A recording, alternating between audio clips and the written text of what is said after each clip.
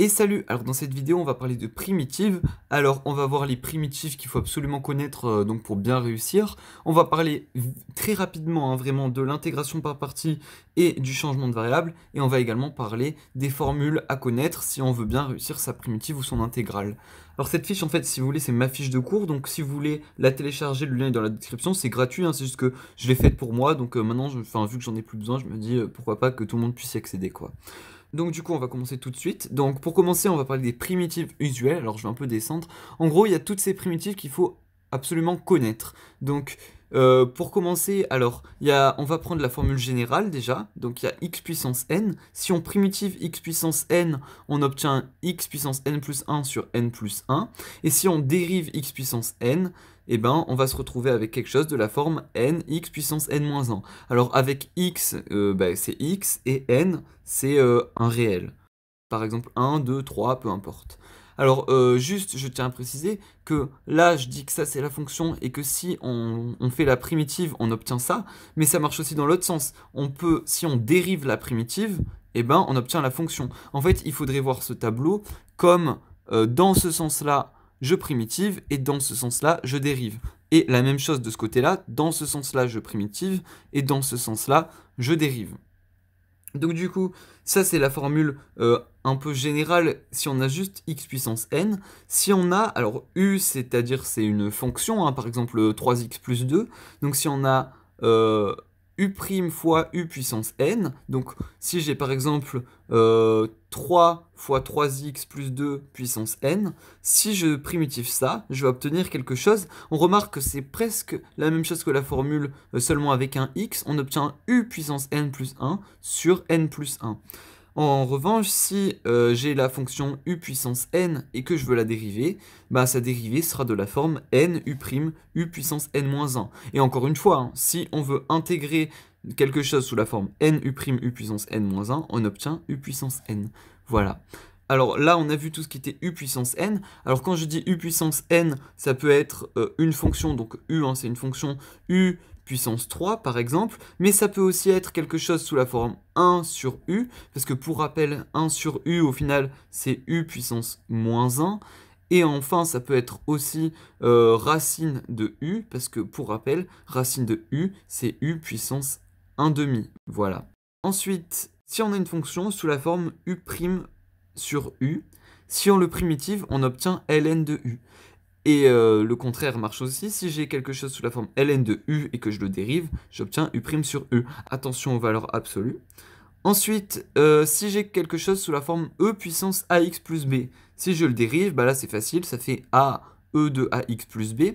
Et par contre, si je primitive du coup e de ax plus b, je vais obtenir quelque chose sous la forme 1 sur a e de ax plus b. Donc ça aussi, à savoir, si vous connaissez seulement la formule e de x, ça fonctionne aussi, hein.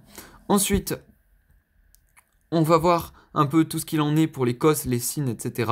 Alors là, j'ai fait un truc un peu bizarre, je sais pas si vous connaissez ça, mais c'est génial. Alors, en fait, vous tracez un cercle trigonométrique, ok, et dans ce cercle, vous mettez en haut sine, à droite cos, en bas moins sine, et à gauche moins cos. Vous tracez un cercle trigonométrique normal, en fait. Et alors maintenant, vous savez que si vous devez dériver, vous allez dans ce sens-là, et si vous voulez primitiver, vous allez dans l'autre sens. Alors, comment se souvenir du sens? Ben, c'est facile, regardez. Quand j'écris dérivé, bon, je vais écrire que les 3 premières lettres, dérivé, on voit le D, et il y a un truc plus gros en bas et un truc plus petit en haut. Donc en fait, ça peut nous faire penser à une flèche vers le bas, comme ça en fait. Et inversement, si j'écris primitiver, donc primitiver, etc., ben là, on voit un truc petit en bas et un truc grand en haut, ça peut nous faire penser à une flèche vers le haut. Voilà comment se souvenir que si vous dérivez, vous allez dans ce sens-là, et si vous primitivez, vous allez dans l'autre sens. Alors du coup, là on a cos, du coup si je descends, j'obtiens moins sin, donc si je dérive cos, je vais obtenir moins sin, et si je primitive cos, je vais obtenir sin, et ça marche pour moins cos, par exemple, si je le dérive, donc je vais dans ce sens-là, j'obtiens sin, et si je primitive moins cos, je vais dans ce sens-là, j'obtiens moins sin. Alors, cependant, c'est pas aussi simple, hein, je peux pas dire je primitive cos et j'obtiens moins sin. Ce qu'on fait, par contre, c'est qu'on utilise cette formule-là. Quand on a cos de ax plus b, alors quand je vais primitiver cos de ax plus b, donc je vais dans ce sens-là, là j'ai cos, je primitive, j'obtiens un truc avec sin, j'obtiens 1 sur a fois sin de ax plus b, ok? Il faut bien mettre disons tout ce qui est avant le x, il faut mettre 1 sur les trucs qui sont avant le x. Et pareil, si j'ai moins cos et que je veux primitiver ça, j'obtiendrai 1 sur a fois moins sin de ax plus b, donc en l'occurrence, moins 1 sur a fois sin de ax plus b. Et au final, si on veut dériver seulement ça, si on veut dériver cos de ax plus b, la dérivée sera a fois sin de ax plus b. En fait, voilà, vous pouvez vous dire que quand on dérive, ce qui est avant le x, il reste, donc c'est-à-dire que le a, il va rester, ça va être a fois quelque chose, et en revanche, si vous primitivez, ce sera 1 sur a. Alors attention, ça marche que pour ça. Là, c'est un peu différent.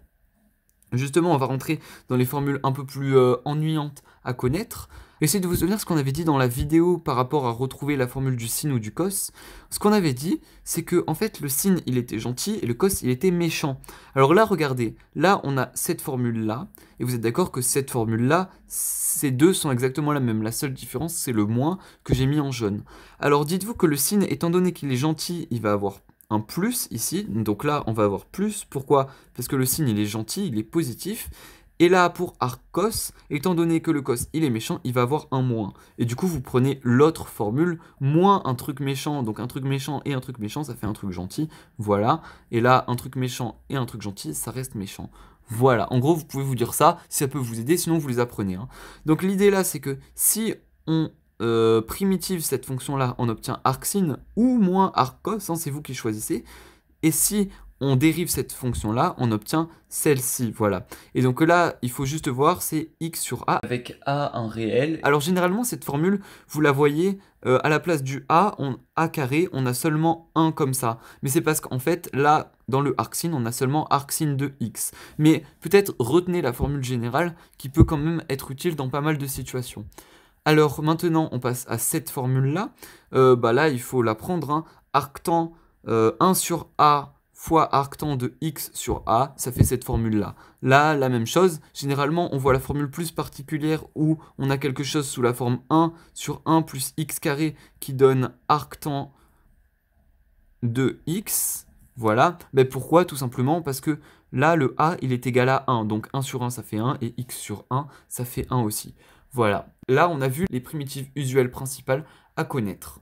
Alors ce qu'il faut savoir aussi faire, c'est l'intégration par partie et le changement de variable. Alors là, c'était ma fiche de révision, donc j'ai mis les principaux trucs à savoir, mais je vous invite à regarder en fait les vidéos suivantes dans lesquelles on parlera justement de l'intégration par partie et du changement de variable. Ensuite, donc je vais pas m'attarder dessus, hein, je vous invite vraiment à regarder ces vidéos, on comprendra mieux que simplement ces formules. Et ensuite, il y a certaines formules à connaître qui peuvent nous débloquer dans mes plein de cas. Alors, ce sont celles-ci. Alors, il y a ces deux-là, celle-là, disons que voilà, il faut la prendre. Hein. Moi, elle m'a jamais servi personnellement, mais elle peut être utile, donc dans le doute, il faut la prendre. Mais en tout cas, ces deux-là, j'ai également fait des vidéos dessus. Je vous invite à aller les voir, mais en gros, il faut les connaître ou savoir les retrouver. Donc dans mes vidéos, on apprend à les retrouver, mais sinon, vous les apprenez par cœur. Encore une fois, c'est une fiche de révision, donc j'ai tout noté. En tout cas, merci beaucoup d'avoir regardé. Si vous voulez la fiche, n'hésitez pas à la télécharger, le lien est dans la description. Et nous, du coup, on se retrouve pour la prochaine vidéo, où justement, on parlera de l'intégration par partie et du changement de variable. Du coup, à tout de suite.